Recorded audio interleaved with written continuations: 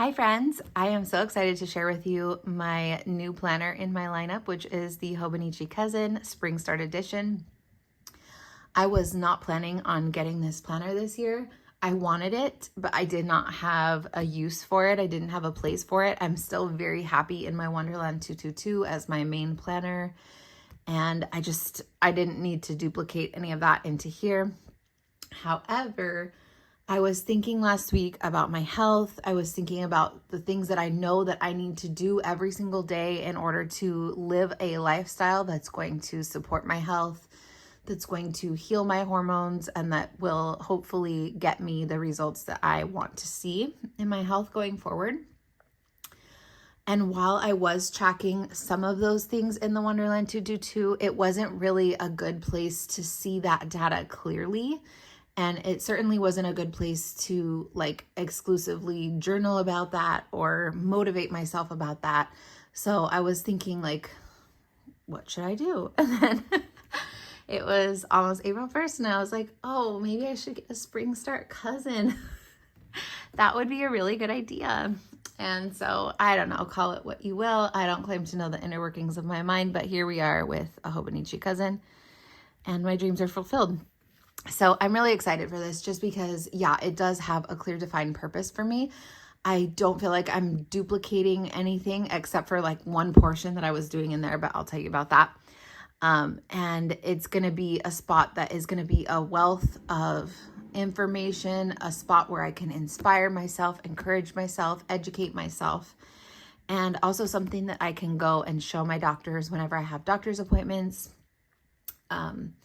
So yeah, I'm excited about this. I really had wanted to do some coaching with Elena, and I still am planning on doing that in the future, but it's just not in my budget right now. So I have to do what I can control. And what I can control is my daily habits. And so this is a way for me to kind of take a little bit more control and charge of my health, and not feel helpless in the place that I'm in right now.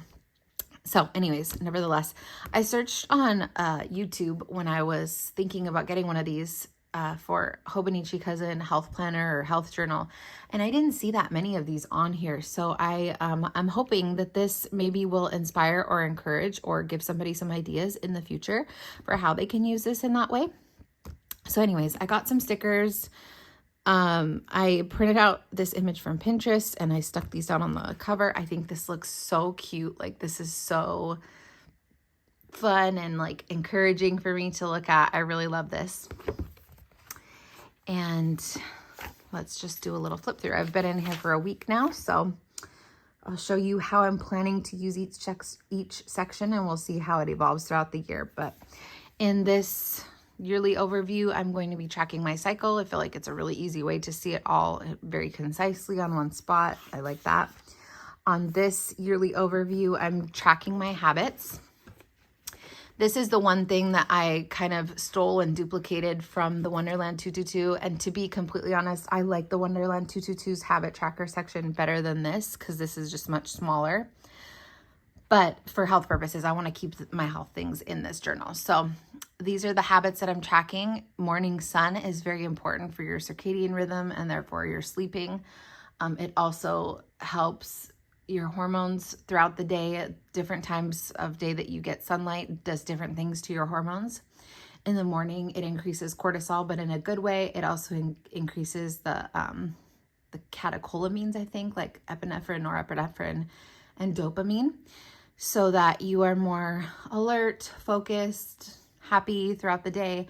And before, for me, I work from home, so I would just wake up in the morning and go to my desk, and I wouldn't see the sun until the afternoon, except for a little bit through the window, and that just wasn't good for me. So I'm tracking that, getting my 10,000 steps a day, which is really good for me because when I first started counting my steps, I was only getting 5,000-6,000. Then I increased it to 8,000. Then I was trying to get over 9,000. And now it's pretty easy for me to hit 10,000 a day. So I'm proud of that.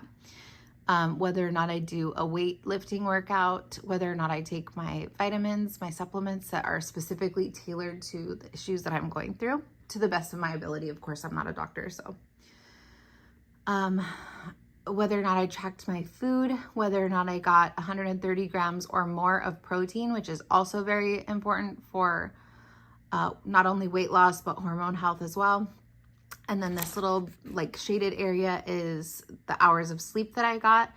And then my perceived energy throughout that day. And at the very bottom, these little tiny numbers are the day of the cycle that I'm on, because I do feel that that's relevant and affects my energy and sometimes my sleep.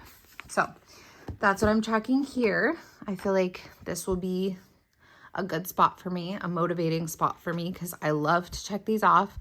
I want to see if I'm being consistent or if I'm just lying to myself, because when I do my flip through later of the Wonderland 222, you'll see my habit tracker in there. And it's like, I think that I'm doing these things so consistently, but I am not doing them consistently. So in here, I'm just like so motivated to get all of these checked off every day.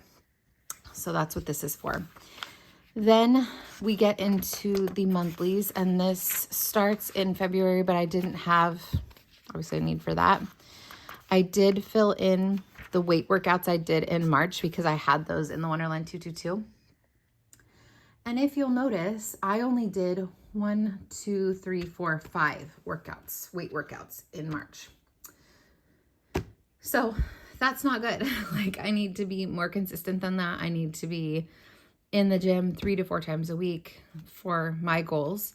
And yeah, so I just put that in there just to have that. But then the way that I'm going to use this, and I've kind of been playing around with it over the last couple of days, is originally I thought I'm only going to track my macros in here, because I do think it's important to see, number one, how much protein I'm getting, but number two, I felt like I was eating too many carbs because of my lifestyle. Even though I get 10,000 steps a day, it is mostly sedentary because I'm sitting at the desk for the majority of the day. And when I'm not walking, I'm either at my desk or like at night, I'll be sitting on the couch journaling or watching TV or whatever. So I thought I'm probably getting too many carbs. So I did not want to go completely like low carb or keto, because I don't think that's good either. But I did want to kind of like flip my carbs and my fat. So you can see, like, on this day, this was like an average normal day for me before I started all this. And I was getting 150 grams of carbs, or 147, 77 grams of fat. And then I was good on my protein, but I kind of want to increase my fat and decrease my carbs, which I have successfully done throughout the rest of the week. I have immediately noticed a change in my energy levels. I do feel more energized with higher fats, and I feel better sustained energy, especially throughout the day with higher fat meals. So that immediately was encouraging to me. And then I was going to do my workouts at the top if I worked out that day. But then I thought, okay, I should have a spot where I'm tracking my actual steps and exercise minutes. So I thought, okay, I'll do that here. So this is steps and this is exercise minutes. Steps, exercise minutes, etc. I don't know if maybe I'll want to add my total calories for the day at some point to some spot, but I'm just kind of playing around with what information I'm going to keep where. So far, this is how it looks. I definitely want to see my macros. I definitely want to see the workouts that I did, because I like that over month view of how many workouts I did and how they were spaced out. So that's that for now. We'll see how that evolves. And then I just have a paper clipping to the week that I'm on. I know that won't work forever as the year goes on, because it's going to get too thick, but I like this for now. I can just easily flip over. So for this page, I feel like I'm out of breath. Like, I'm just talking so fast. Okay, for this page, or the weekly view, I wanted to track what I am eating at what time and how it's making me feel, because I do find that I am particularly reactive to certain foods and sensitive to certain foods. Like, I realized through doing this kind of thing that I can't eat bread because it always gives me heartburn. And it's not all wheat products, it's just bread. I don't know why. And so, yeah, anyways, I wanted to kind of continue that idea here. I also wanted to have like the details of which exercises I did on my leg days or on my workout days, what times I went to bed. Last night I went to bed a little bit later, so this is 9. I think I went to bed at like 9:30 or 10, so I'll just put it right there. So yeah, this was the day I said I'm starting higher fats, a little less carbs. So I did that. I wrote that I felt so full and energized after breakfast because I had like a big protein rich breakfast that was like an emphasis on fats as well. And I felt so good. Also, the other thing that I'm doing is having food before my first cup of coffee, which is usually like I'll have yogurt and then I'll have coffee, then I'll walk or like whatever. And then like mid-morning, I'll have a bigger breakfast. And that has been working really, really well for me. These 2 days I was more tired and low energy in the afternoon. I think it's just because my body's adjusting to the lower carb intake. That always is a little bit of an adjustment. So yeah, I can see what I'm eating. I can see how it's affecting me. I'm not sure if I'll keep doing it exactly this way throughout the year, but I do feel like this is a good place to start for me. So that's the weekly. And then we get to the turning the page to a new year. I wanted to do this little collage of things that I got I think I got all of these on Pinterest, except for that's me. And then these are stickers from a Happy Planner fitness sticker book. I just wanted something to look at that would inspire me to work out, to be healthy, and to overcome my mental blocks, which are always rationalizing and justifying why I shouldn't do something or why it's okay if I skip something. Like I'm always doing that. And so yeah, I like this. Do it over and over again until it becomes a part of who you are. Replace habits. Greater is he living in me than he who is in the world. And I know that that's not related to fitness specifically, but it is true. Like I have the Holy Spirit in me. The Holy Spirit can give me the strength to persevere in all areas of life, including health. Health is important. It's important that we take care of our bodies. Anyways, and then this is me when I was at my healthiest in 2017. I had gone through like a couple years of doing a weight training program. I was lean, I was strong, I was energetic, I was happy in my body, I was comfortable in my body, I wasn't self-conscious of my body, and I just felt so good during that time. So I found this picture of me and I was like, I'm gonna put this in here because I want to get back to her. Like that's my goal. So then I have the April overview. I do have some before pictures here, so I just covered those up.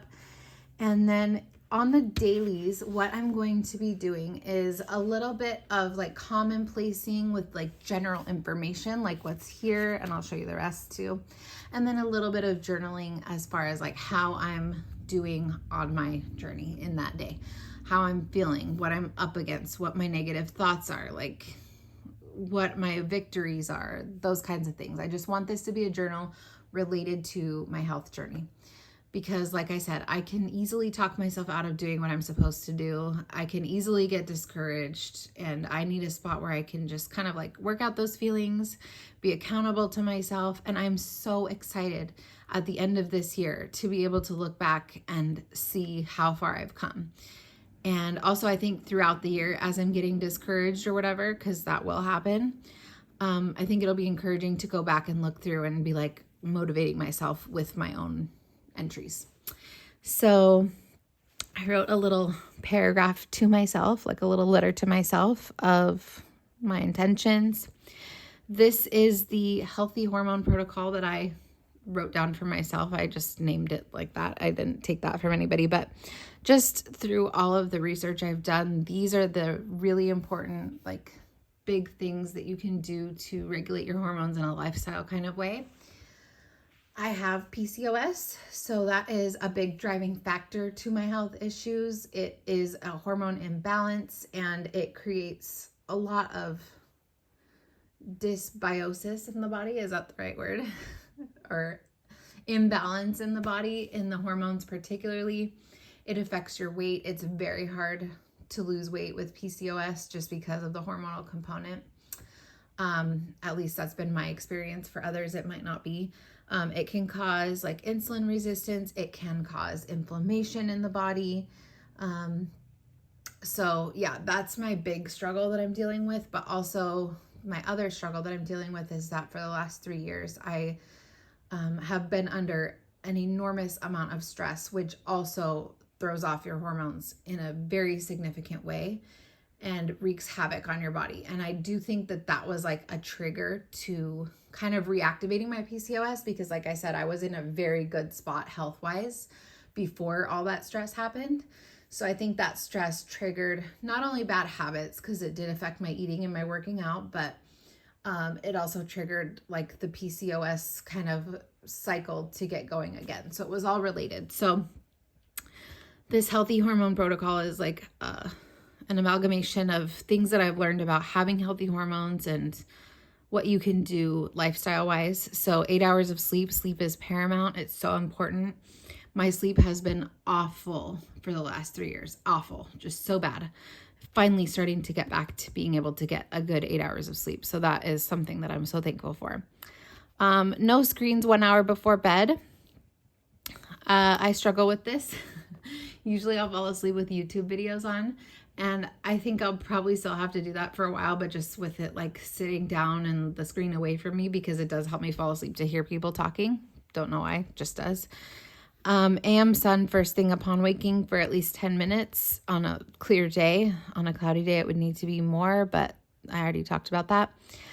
Eat before coffee, eat consistently throughout the day. So it is important to keep my blood sugar kind of, in a good balanced spot, not to get too hungry. Eating higher fats will help with that a lot. Emphasizing protein, at least 130 grams. Working on that. I spelled protein wrong, I think. Number 6, increase fat, decrease carbs, but not drastically. I don't want to completely cut carbs or go keto. I don't think that that's healthy, at least for me. I don't think it's sustainable for me, because I've done it before and it wasn't sustainable. And yeah, so I want carbs. I like carbs. Carbs are not the enemy, but I do want to have more of an emphasis on fat after protein. And then walk at least 9K daily, preferably 10K. Like I said, this was my number that I was consistently trying to hit, but now I do think that I have been able to hit it very consistently, and I've been getting over 10K, so I'm increasing that to 10K. Weightlifting at least 3 times a week, maybe 4 on good weeks. This is important for body composition, for muscle, which does help with all of the hormones and burning fat. And yeah, it's just weightlifting is good. Weightlifting is good for me. And I really like it. I enjoy it. It's my favorite form of exercise. Okay, so take supplements and do not give up. Have faith and patience. Keep taking the next step. And then I started to write my exercise minutes down here, but I don't know if I'm going to keep doing that since I also have it now on my monthly. So we'll see. But yeah, like I said, I just used the Sarasa mark on and some highlighters and some stickers. And I think that this was really cute. So day 2 forward, I started to write like a little daily task list of my habits that is replicating my habits back here, but I don't care. I like to see on the daily like what I'm accomplishing, and I like to check off as many things as I can. So that's good. This here, I put a list of the supplements I'm taking and why I'm taking them. I have been taking most of these for a little while, but not consistently. And I've researched these pretty extensively. I mean, obviously I know that there's other things that I can learn, and I don't know everything, but from my research that I've done, like these are all really good supplements for PCOS, and just also for like stress. Magnesium is so essential. Everyone should be taking magnesium, in my opinion. I use the topical. It helps me fall asleep at night. But anyways, I just did a list of my supplements and what they do. And then on this day, I just wrote about my little habits throughout the day. And that's it. And then this day I wrote my macros as well as my habits, because this was the day that I went like much lower carb than I have been normally. And then today this day I got the Hobonichi, so I wrote that. We did back, weights. We went to the gym and did back. And I made a really good salad for dinner that day with chicken. It was delicious. Okay. Then day 4, I just wrote throughout the day. I've been kind of writing morning, afternoon, and then evening, just how the day's going, how my energy's feeling. I hate chicken sausage. I wanted to remind myself of that. Don't buy that again. That's gross. It's more of like the texture for me. Ugh, I don't like it. And then I did a quote about neuroplasticity, which was also on my vision board. I just really think that this is so cool that our brains are so malleable that we can either enforce bad habits and go down that path, or we can enforce good habits and go down that path. Same thing with epigenetics. We can turn on unhealthy genes and we can turn on healthy genes based on our lifestyle. And I just think that that is amazing. And I mean, obviously I give total praise and like glory to the creator for that. Like, he made our bodies so intricately and so amazingly and so cool. Like, it's just cool. And it's really encouraging to me to know that like we can change, and the things that we do, our actions that we take, do affect change in our lives, in our daily lives, in the way that we experience the world, but also in our actual physiology, in our brain, in our genes. Like, that is insane, and I love it. So yeah, neuroplasticity is a really cool topic. And then this was yesterday, the last day that I've done so far, and I wrote about how it was raining, but I still got up and got to see the sunrise. I wrote, I feel like a weirdo standing on the corner in my PJs staring at the sky, because I kind of have to go out to the corner of my apartment complex to be able to see the sun because the buildings are in the way. And so I'm just like over there standing watching the sunrise, and I'm just thinking about how the car's driving by must think I'm an absolute nut job. But that's fine. And then I made a note about mid-morning. Oh, I finally got myself a doctor's appointment to get more blood work done. Hopefully they don't charge me an arm and a leg like they did last time, but I'm excited to see what my levels are at now and have like kind of like a new starting point. And then yesterday in the afternoon, I was very sleepy and very hungry. And again, I know that's just my body adjusting to the different macros. And I was like, complaints go here, AKA the mailbox for people who care. This is how my best friend talks. So I just think it's funny. And then I watched a little video clip about how light viewed at different times of the day affects you. I had seen it before and I'd saved it because I knew that I wanted to write it down at some point. So I just wrote down the graph and like the things that he was saying throughout the video.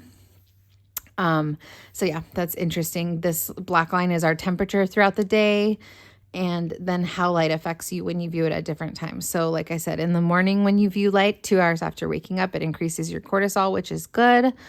It increases daytime mood, focus, alertness, and immune function. When you view daylight in the middle of the day, it's called the circadian dead zone. It does not affect your circadian rhythm, so it won't like make you fall asleep later at night or whatever if you're viewing it during the day. It's also your peak body temperature time, and midday light increases mood, testosterone, and estradiol, but in good ways again. Then in the mid-afternoon, you have a dip in your temperature, anywhere from 1 to 4 p.m., depending on when you wake up, he said.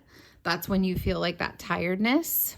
And then at night, it says you'll have like a little transient increase in temperature, which is usually when people are like having that little burst of energy before bed and they like tidy up their house or whatever. And then it rapidly decreases.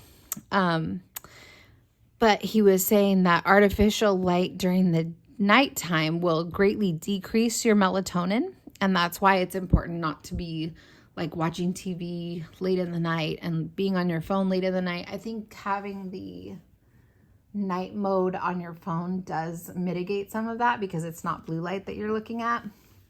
But he also said that if you're viewing daytime light, it can offset some of that viewing light at night affecting your melatonin. So anyways, I meant to just show you how I'm using this book, and I ended up going into a lot of other things, but that is how I'm using this cousin. I'm very excited for it. I'm very open to trying new things and putting different stats in different spots depending on how I think it'll be most useful. I was kind of looking at it thinking, how is it going to be most useful when I take it to the doctor? Like, I know she's not going to sit here and go through every section of this planner, so how can I synthesize the most information in specific spots so that it will give her a good understanding of where I'm at? So that's when I kind of started putting my steps and exercise minutes up here with my food. But then I thought, this is not really going to matter to her probably. So then I thought maybe I'll just have everything thing right here. Like at least she can see that I'm getting my steps, my exercise, and that I'm eating a good balance of macros. Obviously the daily pages are not going to matter to her, but yeah, so I'm just still figuring out how I'm going to use it, but I'm very, very excited about it. And I hope it was interesting to you, and thank you for watching. And I'm sorry that I sound so out of breath. I have no idea what's going on. Okay, bye.